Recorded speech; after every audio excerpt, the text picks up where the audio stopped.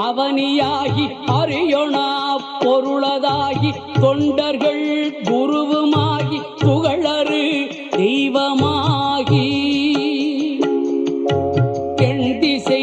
போற்ற நின்ற என்னருள்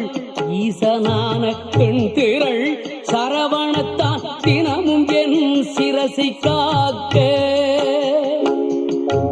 அண்டமாய் அவனியாகி அறியொணா